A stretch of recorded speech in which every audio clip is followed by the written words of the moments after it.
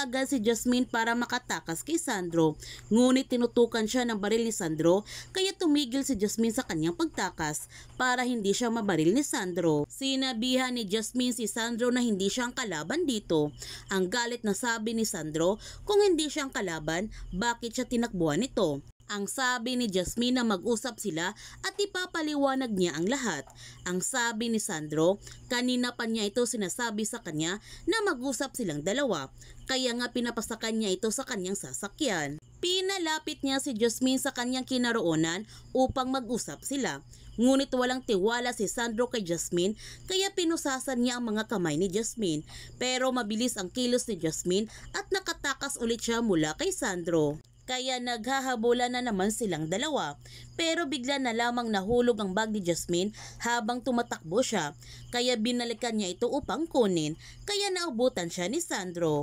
At kinuha ni Sandro ang bag ni Jasmine upang tingnan kung ano ang nasa loob nito. Kung bakit mahalaga ito para kay Jasmine. Kumuha kaagad ng bato si Jasmine at ipinupok niya ito sa ulo ni Sandro. Sa pagkakataon na ito, dito na nga nahuli si Jasmine. Pinasakay na niya si Jasmine sa kanyang sasakyan para dalhin ito sa kanyang opisina. Sa pagpasok ni Aster sa kwarto ni Jasmine, nadatna na lamang niya na wala na sa loob si Jasmine at kahit hinanap niya ito sa buong bahay, hindi na niya ito nakita si Jasmine. Kaya nagalala ng labis si Aster sa kalagayan ni Jasmine. Sinabihan ni Dahlia si Aster na hayaan na lamang niya si Jasmine para sa ikakatahimik na kanilang mga buhay at alang-alang na din kay Mira. Pinagalitan ni Aster si Dahlia at sinabihan niya ito na wala siyang alam at wala siyang naintindihan. Tinutulungan niya si Jasmine para kay Mira. Humingi ng sorry si Dahlia kay Aster. Nakita naman ni Aster na narinig lahat ni Mira ang kanyang mga sinasabi. Kaya pinuntahan niya ito sa kwarto upang humingi ng tawad kay Mira. Sinabihan ni Aster si Mira na hindi kasi niya alam kung ano ang kanyang gagawin, kung ano ang dapat niyang pwedeng magawa. Hindi na niya alam. Nagtanong si Mira kung ano ang magagawa ng kanyang tita Love para mahanap ang kanyang ina. Ayaw ni Aster na sabihin kay Mira ang katotohanan kasi ayaw niyang mawala sa kanya si Mira. Dahil kapag malaman ni Mira ang lahat-lahat, malalagay sa peligro ang buhay nito.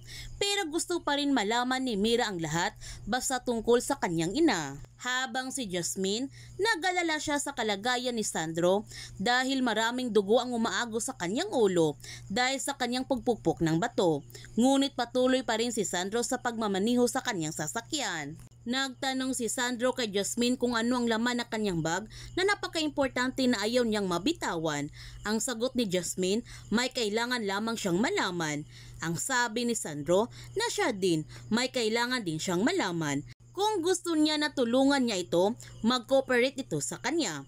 Nagtanong si Jasmine kay Sandro kung paano siya makakasiguradong mapagkatiwalaan niya talaga siya. Ang sabi ni Sandro, sa sitwasyon niya ngayon, siya ang dapat niyang kumbinsihin na magtiwala sa kanya. Hindi naman maganda ang pagmamaniho ni Sandro dahil nahihilo na siya nito hanggang nabangga na nga kanyang sasakyan sa puno.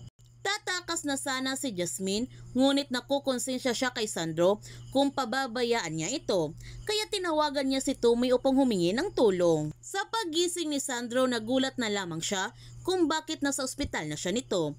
At nitindi pa ang kanyang pagkagulat na si Jasmine pala ang nagsugod sa kanya sa ospital. Sinabi naman ni Jasmine na hindi kaya na kanyang konsensya na iwan siya doon. Sinabihan ulit niya si Sandro na hindi siya ang kalaban dito, kundi ang mga Voinevedes. Kailangan lamang niya talagang linisin ang kanyang pangalan, kaya siya nagpapanggap.